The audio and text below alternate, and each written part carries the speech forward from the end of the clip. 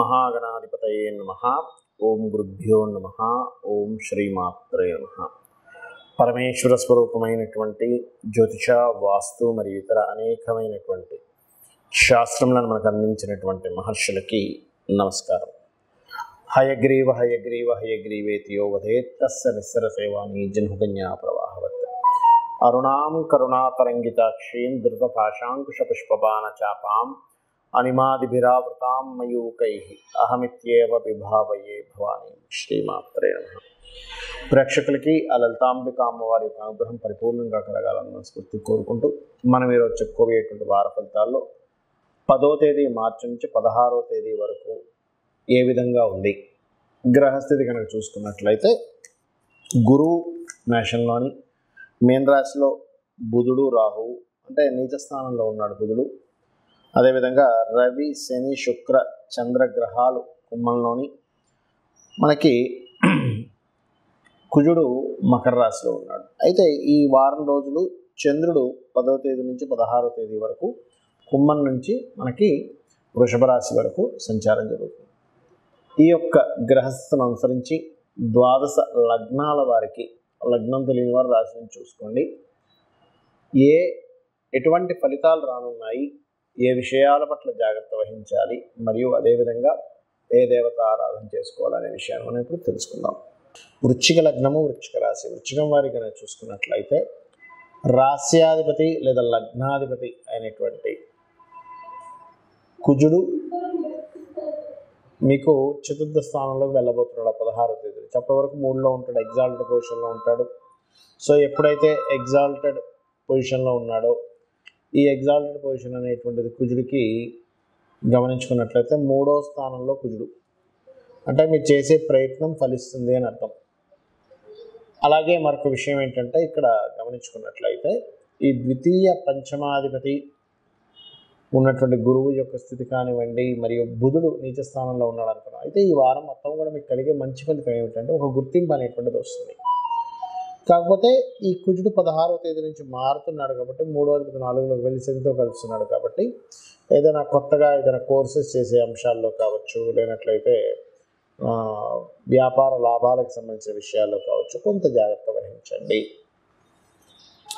అలాగే మరొక విషయం ఏంటంటే, ఇక్కడ గమనించుకున్నట్లయితే ఈ వారం ప్రత్యేకంగా మీరు షేర్ మార్కెటింగ్ రిలేటెడ్ సంబంధించిన అంశాల్లో చాలా జాగ్రత్తగా ఉండాలి. బికాజ్ ఆఫ్ పంచమ స్థానం షేర్ మార్కెట్ స్థానంలో షేర్ మార్కెట్ కారకుడైనటువంటి బుధుడు నీచ స్థానంలో ఉన్నాడు. ఇది చాలా గుర్తుపెట్టుకోవాల్సిన అంశం, గుర్తుపెట్టుకోండి. అలాగే మరొక విషయం ఏంటంటే, ఇక్కడ దీంతోపాటు మీకు ఫైనాన్షియల్గా అయితే గ్రోత్ ఉంది, అందులో ఎటువంటి సందేహం లేదు. రుణాలు కూడా లభిస్తాయి. ఒకటి ప్రేమ వ్యవహారాలు, షేర్ మార్కెటింగ్ రిలేటెడ్ సంబంధించిన అంశాలు, మరియు ఇన్సూరెన్సెస్ చేయాల్సినవి, నెగ్లిజెన్స్ ఇన్సూరెన్సెస్ చేయడము. మరియు మరొక విషయం ఏంటంటే, ఇక్కడ గమనించుకున్నట్లయితే దీంతోపాటు ఇక్కడ ఈ సమయంలో ప్రత్యేకంగా మీకు వ్యాపారాలకు సంబంధించిన విషయంలో, వ్యాపార లాభాలకు సంబంధించిన విషయంలో, ఎందుకంటే బుధుడు పంచమ స్థానంలో నీచ స్థానంలో ఉన్నాడు కాబట్టి కొన్ని తప్పుడు నిర్ణయాలు తీసుకుంటూ ఉంటాం వ్యాపార సంబంధించిన విషయంలో. అటువంటి విషయాల్లో కొంత జాగ్రత్త వహించండి ప్రత్యేకంగా. అయితే ఈ వారం సహజంగానే మీకు అర్ధాష్టమ శని నడుస్తుంది కాబట్టి ఈ వారం ప్రత్యేకంగా ఏంటంటే, చేసేటువంటి కన్స్ట్రక్షన్ రిలేటెడ్ సంబంధించిన విషయం కావచ్చు, లేనట్లయితే ఏదైనా కోర్స్ తీసుకునే విషయంలో కావచ్చు కొంచెం జాగ్రత్తగా ఉండండి. ముఖ్యంగా వారం ఎండింగ్ నుంచి 16వ తేదీ నుంచి గుర్తుపెట్టుకోండి. ఇక ఎవరినైనా ఇష్టపడి వివాహం చేసుకుందాం అనుకునేటువంటి విషయంలో మాత్రం పంచమ స్థానం ప్రేమ స్థానంలో బుధుడు ఉన్నాడు కాబట్టి కొంచెం అవతల వాళ్ళు కొంత స్వార్థంగా మిమ్మల్ని చూస్తున్నారని ఇటువంటివి కొన్ని బయటపడతాయి. కాబట్టి ఆ యొక్క విషయాల పట్ల కొంత జాగ్రత్తగా ఉండండి. ఉద్యోగాలు, అందులో ముఖ్యంగా గవర్నమెంట్ జాబ్స్ కోసము లేదా మెడికల్ రిలేటెడ్ రంగాల్లో ఉద్యోగ సంబంధించిన ప్రయత్నాలు ఇవన్నీ కూడా ఖచ్చితంగా ఫలిస్తాయి, అందులో ఎటువంటి సందేహం లేదు. ఇక మీరు చేయవలసిన దేవత ఆరాధన ఏమిటి అని చెప్పి చూసుకున్నట్లయితే ముఖ్యంగా బిల్వ పత్రాలతో శివాభిషేకం చేయండి. తులసీ దళంతో విష్ణు యొక్క ఆరాధన చేయండి. ఓం అపర్ణాయ నమః అనే మంత్రం చేయండి, లేదా ఓం సంపత్కరి సమారూఢ సింధుర వ్రజ సేవితాయ నమః అనే మంత్రం చేయండి. అన్ని విధానం మీకు బాగుంటుంది. మనకి యూనివర్సల్గా కలిగేటువంటి కొన్ని ఎఫెక్ట్స్ ఉంటుంటాయి. దాని పరంగా చూసుకున్నట్లయితే బుధుడు నీచ స్థానంలో ఉన్నాడు ప్రస్తుతం. కాబట్టి అందరూ కూడా ఈ రాశి వారా, ఈ లగ్నం వారా అని కాదు, ముఖ్యంగా బుధగ్రహం అప్పులకి వ్యాపారానికి, రిలేషన్స్కి కారకుడు.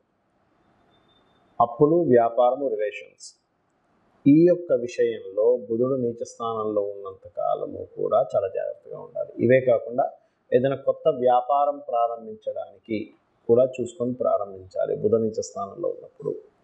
కాబట్టి తొందరపడి చాలామంది ఏం చేస్తారంటే ముహూర్తాలు ఉన్నాయని చెప్పి పెట్టేసుకుని ఉంటారు. బట్ ఏ గ్రహం బాగుందో ఆ గ్రహ సంబంధించింది బాగున్నప్పుడే ఆ గ్రహ కారకత్వాలను అనుసరించి ముహూర్తాలు పెట్టుకోవాలి. కాబట్టి బుధగ్రహం నీచ స్థానం వెళ్ళిపోయే వరకు కూడా ముహూర్తాల జోలికి తొందరగా వెళ్ళకండి. ఇంకా తప్పదు. కొన్నిసార్లు ఎలా ఉంటుందంటే ఏమండి మాకు కంపల్సరీ అవ్వాలి, లేకపోతే మాకు రెంట్స్ పడతాయి అన్నప్పుడు ఖచ్చితంగా నేను చెప్పేది ఒకటే, బుధగ్రహం నీచంలో ఉంది కాబట్టి విష్ణు సహస్రనామాలు రెగ్యులర్గా వింటూ, పెసలు అంటారు, పెసల్ని గ్రీన్ కలర్ వస్త్రం కలిపి ఆ రెండింటిని దానంగా ఇవ్వండి. ఇచ్చినట్లయితే ఒక 7 సార్లు ఇవ్వండి, 7 వీక్స్. అప్పుడు మీకు బుధగ్రహ నీచంలో ఉన్నటువంటి దోషం చాలామందికి కొత్తగా వ్యాపారం ప్రారంభించాలనే కాదు, కొంతమందికి ఎలా ఉంటుందంటే చేస్తున్న వ్యాపారంలో కూడా సరైనటువంటి ఫలితాలు రావు. అటువంటి వారు ఖచ్చితంగా ఈ పరిహారం చేయండి. ఇంకా వీలైతే బిల్వపత్రంతో శివార్చన చేయండి, చక్కటి ఫలితాలు వస్తాయి. బుధగ్రహం ఇచ్చేటువంటి నెగిటివ్ ఫలితాలు తగ్గుతాయి.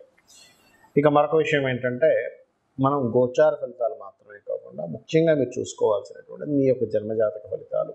అంటే మీ లగ్నం ఎలా ఉంది, మీ లగ్నాధిపతి ఉన్న స్థితి ఏమిటి, మీరు జన్మించినప్పుడు ఉన్నటువంటి తేదీ, సమయము, నెల, సంవత్సరము, ప్రాంతము, అంటే ఎక్కడ పుట్టారు, వీటిని బట్టి మీ యొక్క లగ్నం ఏమిటి అనేటువంటి తెలుస్తుంది. 12 లగ్నాల్లో ఆ లగ్నం ఎలా ఉంది దాని పొజిషన్ బట్టి మీ లైఫ్ ఉంటుంది, మీ తత్వం ఉంటుంది, మీ యాక్టివిటీస్ ఉంటాయి, మీ నేచర్ ఉంటుంది. ఎవ్రీథింగ్ మీ లగ్నాన్ని బట్టి ఉంటుంది.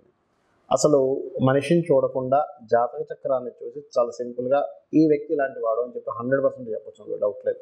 కాకపోతే లగ్నం మారకూడదు పుట్టిన సమయంలో. ఒక్కోసారి సంధి లగ్నం అంటారు. సంధి లగ్నం పడ్డప్పుడు మాత్రం 2 లగ్నాలు వచ్చినప్పుడు మాత్రం దాన్ని కొంత పరిశీలించి అర్థం చేసుకోవాలి. ఆ రకంగా ఎలా అయితే మనిషిని చూడకుండానే ఈ మనిషి ఇలాంటి తత్వము అని లగ్నాన్ని చూసి ఎలా చెప్తామో, మనిషి చూడక్కర్లేదు, ఓన్లీ జాతకం చూసి.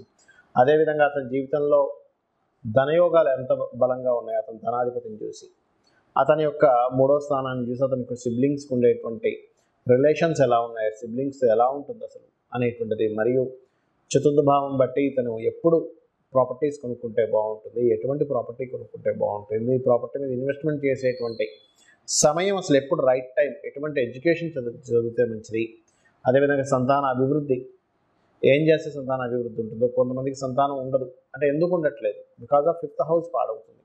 అదేవిధంగా కొంతమంది రుణ రోగ శత్రువులతో నిత్యం బాధపడుతూ ఉంటారు. ఆ రుణాన్ని, రోగాన్ని, శత్రుత్వాన్ని ఇచ్చేటువంటి గ్రహ సంయోగం ఏముంది అతని జాతకంలో, దానికి సంబంధించిన దానము, మంత్రము ఏం చేసుకోవాలి. మంత్రస్థానం యాక్టివేషన్ అయితే రుణరోగ శత్రు స్థానాలు డౌన్ అవుతాయి, అంటే ఆ ప్రాబ్లం అనేది తగ్గుతుంది. అదేవిధంగా వివాహం, చాలామంది చూడండి వివాహం ఎప్పుడవుతుందండి, నా వివాహం అవ్వట్లేదండి, ఏం చేయాలో అర్థం కావట్లేదు, ఇలాగే ఉండిపోతాను అని దిగులు చెందుతూ ఉంటారు. ఇక్కడ ఏంటంటే ఒకటే గుర్తుపెట్టుకోవాలి, వివాహానికి ఒక రైట్ టైం అనేటువంటిది ఉంటుంది. అది 3 నుంచి 5 సార్లు వస్తుంది. ఆ రైట్ టైం తెలుసుకుని ఆ సమయంలో కనుక మీరు వెతికినట్లయితే 100% వివాహం అయితే తీరుతుంది, అందులో ఎటువంటి సందేహం లేదు. ఇక మరొక విషయం ఏంటంటే ఇక్కడ గమనించుకున్నట్లయితే వివాహము మరియు ఒకటే గుర్తుపెట్టుకోండి, వివాహం తర్వాత మనకి ఇందాక నేను చెప్పినట్టుగా సంతాన యోగాలు, అందులో పర్టికులర్గా ఎప్పుడు ఎలాంటి సమయంలో వివాహం వెతికితే తొందరగా అవుతుంది, ఎప్పుడు చేసుకోకూడదు అనేటువంటిది కూడా ఉంటుంది. వివాహం కొంతమందికి ఎలా ఉంటుందంటే ఒక 20 సంవత్సరాలు ఉంటుంది వివాహ యోగం లేని సందర్భం. మరి అలాంటప్పుడు 20 సంవత్సరాలు ఆగుతారా అంటే అలా కాకుండా దానికి సంబంధించిన రెమెడీ చేసుకోవడం, ఇన్వెస్ట్మెంట్స్ కావచ్చు, విదేశాలకు వెళ్ళడం కావచ్చు, వ్యాపారం కావచ్చు, ఇవన్నీ కూడా మీ జన్మజాతకంలోనే ఉంటాయి.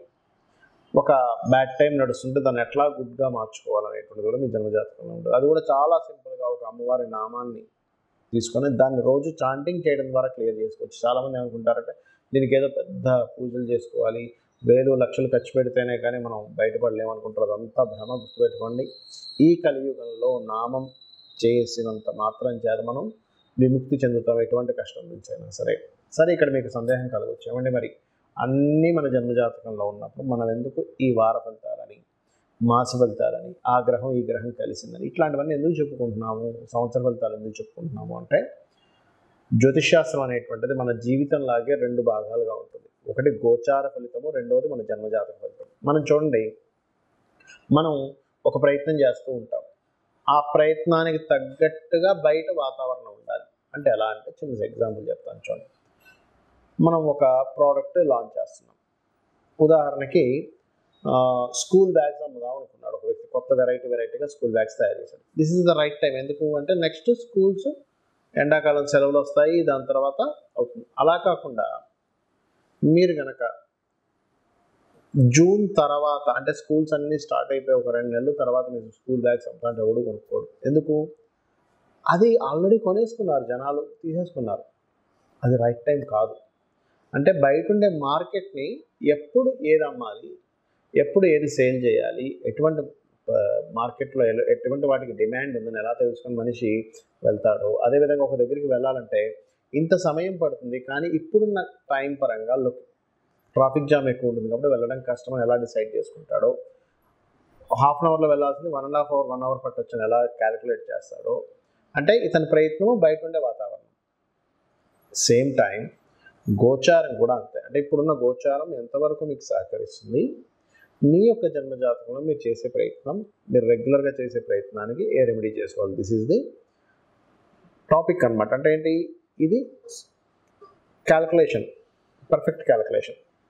సో ఇది తెలుసుకొని మీరు ఆ అమ్మవారి యొక్క అనుగ్రహాన్ని పరిపూర్ణంగా పొందాలని మనస్ఫూర్తిగా కోరుకుంటూ, శ్రీమాత్రే నమః.